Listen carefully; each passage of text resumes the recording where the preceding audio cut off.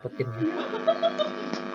Yang penting kan biasanya di awalnya kan kita udah sediain kan, udah nggak apa udah aman sebenarnya sebelumnya. Iya. Baik. Ada lagi? Ntar lagi kalau ada nanya lagi paling. Nanti kalau ada ya silakan aja. Kita mulai aja. Bismillahirrahmanirrahim. Assalamualaikum warahmatullahi wabarakatuh. Waalaikumsalam warahmatullahi wabarakatuh. Innal hamdalillah nahmaduhu wa nasta'inuhu wa nastaghfiruh wa na'udzu billahi min syururi anfusina wa min sayyiati a'malina.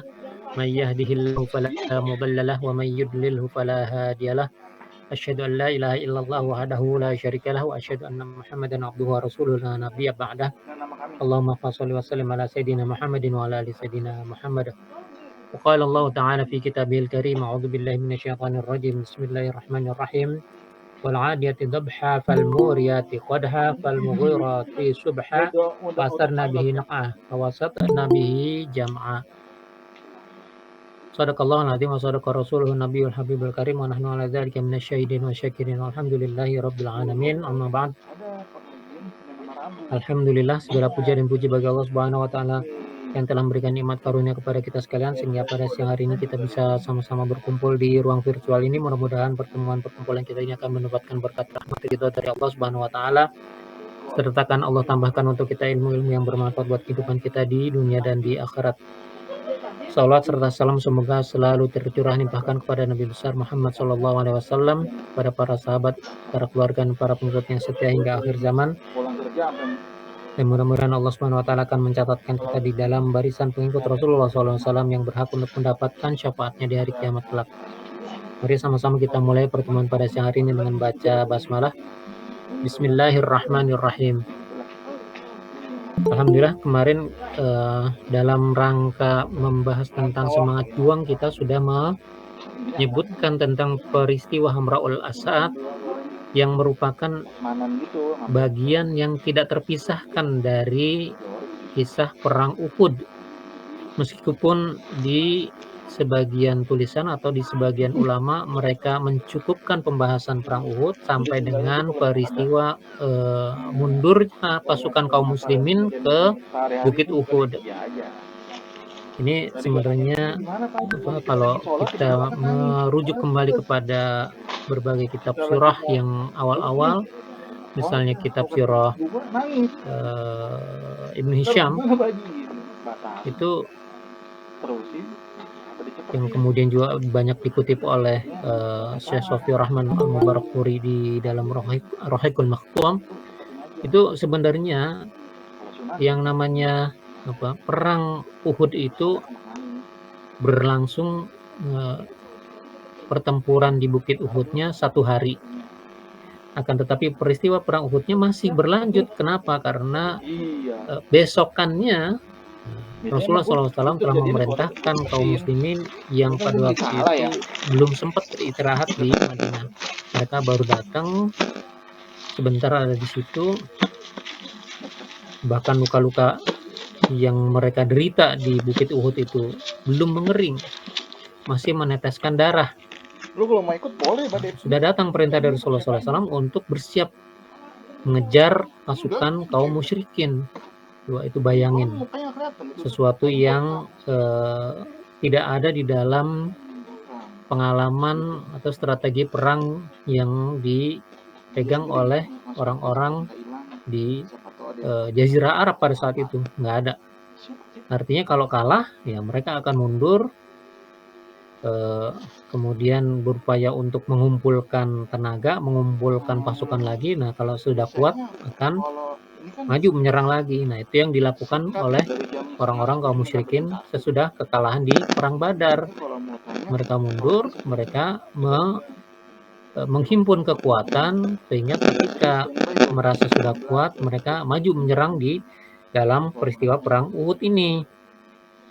Nah ini yang sebenarnya adalah sesuatu yang luar biasa, benar-benar di luar kebiasaan, benar-benar di luar pengetahuan dan di luar perkiraan semua orang, ketika Nabi SAW pada malam harinya itu memerintahkan orang-orang yang telah bertempur di Bukit Uhud pada kemarin harinya untuk bersiap maju perang kembali mengejar pasukan kaum musyrikin. Itu nggak masuk di akal banget kalau menurut akalnya kita. Kenapa? Orang masih lemah, orang masih berdarah-darah gitu kan. Dan kekuatannya udah jauh berkurang karena apa? Lebih dari 70 sahabat syahid di medan Uhud. Itu kekuatannya udah jauh berkurang. Sementara ketika Nabi memerintahkan untuk mengejar pasukan musuh, itu orang-orang yang diperintahkan untuk masuk ke dalam barisan pasukan adalah hanya orang-orang yang kemarinnya itu bertempur di Bukit Uhud. Ketika kaum munafikin di bawah pimpinan Abdullah bin Ubay itu menawarkan bantuan, yang tentu saja diaminkan oleh banyak saudara-saudara mereka dari kaum Ansor. Kenapa? Karena mereka ingin ikut serta membalaskan kematian saudara-saudara mereka di Bukit Uhud. Tapi ditolak oleh Rasulullah SAW. Tidak perlu. Yang boleh ikut hanya orang-orang yang kemarin bertempur. Dengan satu kecualian. Ada satu orang sahabat yang meminta ikut serta, kemarin dia tidak bisa ikut serta. Kenapa? Karena kemarin diperintahkan oleh bapaknya, dimintakan izin oleh bapaknya kepada Rasulullah menggantikan bapaknya itu mengurusi saudara-saudara perempuannya yang banyak, ada 7 orang lebih gitu. Dan diizinkan oleh Rasulullah SAW. Ketika ini orang pasukan mau berangkat lagi, orang ini datang, ya Rasul kemarin saya nggak bisa ikut. Kemarin diperintahkan menggantikan bapak saya, sekarang bapak saya udah syahid, saya juga mau. Nah, dipertimbangkan oleh Rasulullah SAW, boleh ikut. Jadi kecuali ini cuma itu. Yang lainnya memang orang-orang yang masih lemah, masih berdarah-darah. Jadi ketika berangkat, sebagian sudah kehilangan tunggangannya, kuda maupun ontanya sudah nggak ada karena habis di perang Uhud, entah dihabisi, entah dibunuh, entah lari. Nah, jadi mereka terpaksa jalan. Ketika jalan itu pun mereka yang masih terluka merasa lemah. Sebagian tidak kuat untuk terus berjalan, digendong oleh orang yang paling tidak terluka, yang paling ringan lukanya, menggendong orang-orang yang sudah tidak mampu untuk berjalan. Nah, ini sebenarnya pameran yang luar biasa dari pasukan kaum muslimin. Kalau kita melihat dari POV-nya, sudut pandangnya semangat juang, ini adalah pameran semangat juang yang luar biasa. Orang-orang yang lelah, orang-orang yang terluka, ketika diperintahkan untuk bangkit, maju, mengejar musuh oleh Rasulullah SAW, mereka tuh nggak punya kata-kata lain. Yang mereka sampaikan hanya sami'na wa ata'na, kami dengar, kami taat. Ini benar-benar pasukan yang luar biasa. Kalau pasukan sekarang mungkin namanya pasukan berani mati itu. Kalau Jepang punya mungkin kamikaze atau apa kayak gitu. Jadi buat mereka tuh nggak ada pilihan lain kecuali terus maju. Nggak ada permintaan istirahat dulu ya Rasul, sembuhkan luka dulu ya Rasul, kumpulkan tenaga dulu, kumpulkan pasukan tambahan. Nggak ada. Perintah Rasul jalan-jalan. Itu adalah semangat yang luar biasa tingginya, yang tidak akan bisa dibandingi oleh pasukan manapun itu. Bahkan, nah ini kebalikannya. Kebalikannya adalah pasukan kaum musyrikin ketika mereka mengklaim diri mereka menang di dalam pertempuran di Bukit Uhud, mereka kabur.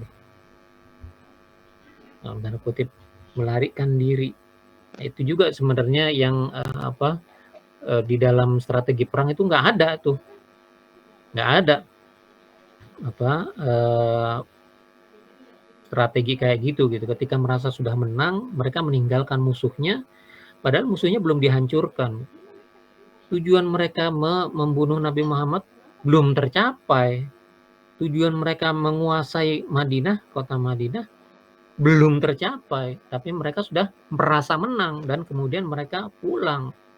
Nah, ini yang menimbulkan intrik-intrik di dalam pasukan kaum musyrikin. Ketika mereka sampai di pertengahan jalan menuju ke Mekah, intrik itu makin membesar gitu. Mereka sedang beristirahat,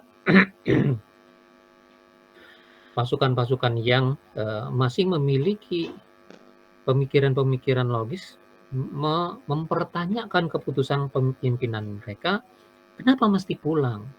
Kenapa mesti balik ke Mekah sementara tujuan untuk menghancurkan Muhammad, tujuan untuk menguasai Madinah itu belum tercapai sama sekali. Kalau dibilang, loh mereka udah kalah, mereka udah lari ke gunung. Tapi Nabi Muhammad masih hidup. Kalau dia balik ke Madinah, dia berkesempatan untuk mengumpulkan tenaga.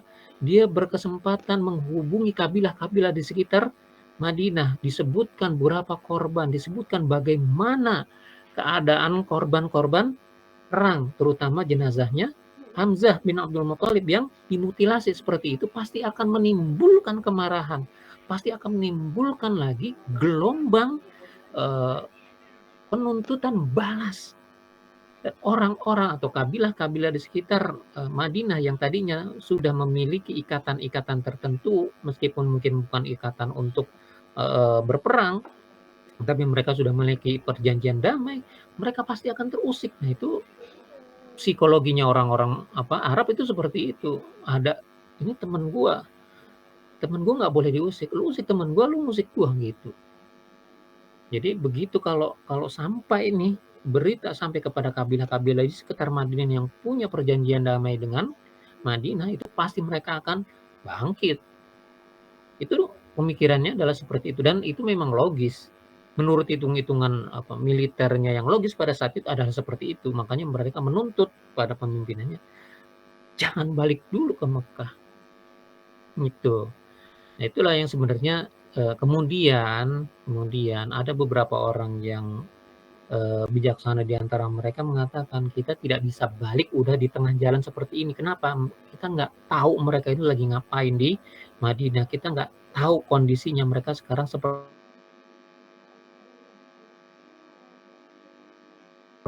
bala bantuan sebagaimana yang logisnya terjadi atau tidak. Itu. Nah, kemudian mereka berunding dan hasilnya adalah mereka akan kembali ke Madinah untuk menuntaskan apa yang tadinya belum dituntaskan di Bukit Uhud. Ini ceritanya jadi kalau dibilang peristiwa Uhud babak kedua, bukan, ini masih epilognya sebetulnya. Kalau cerita penutup gitu. Jadi pasukan kaum muslimin bangkit mengejar, pasukannya kaum musyrikin balik arah gitu. Nah, inilah yang terjadi, mereka kaum muslimin berjalan terus sampai ke Hamraul As'ad. Itu kalau menurut kitab-kitab itu jaraknya adalah sekitar 8 mil dari kota Madinah. Nggak jauh. Tapi kok perjalanannya dari pagi mereka sampai situ sore gitu. Ya karena memang keadaannya.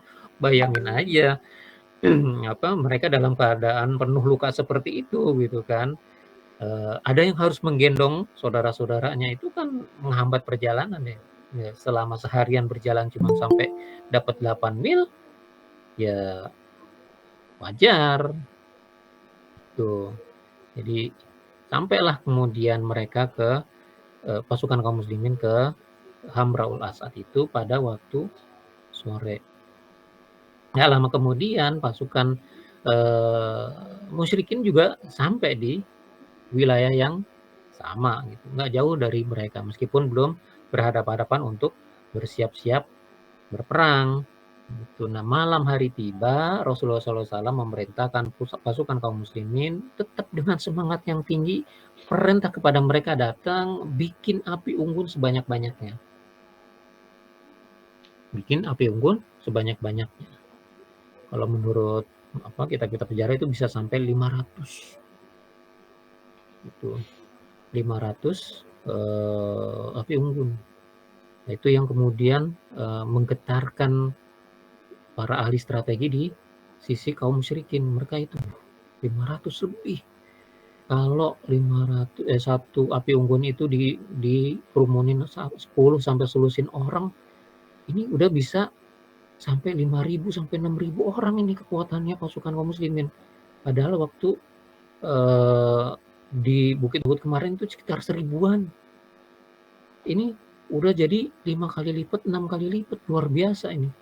Udah getar hati mereka itu. Udah mulai ciut nyalinya. Nah, itu kemudian apalagi ada yang namanya pertolongan Allah, ada kabilah dagang lewat dari Madinah mau ke Mekah. Itu lewat di situ. Nah, kan berarti kan mereka melewati tempat kaum muslimin dulu kan. Dipesenin sama Rasulullah SAW. Ini kalau jalan ke Mekah, iya. Kalau lewat ke sana bilangin, kamu silakan berdagang, tapi kasih tahu sama orang-orang Mekah bahwa ini pasukan kaum muslimin dengan semangat yang menyala-nyala akan menyerang mereka.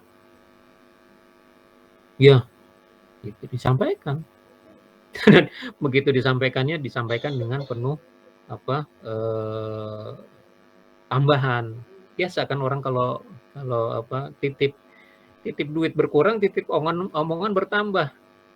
Ya lewat ke kemah pasukan kaum musyrikin, dia stop sama kaum musyrikin, ditanyain, ada apa di dengan itu pasukan kaum muslimin? Ada kabar apa gitu?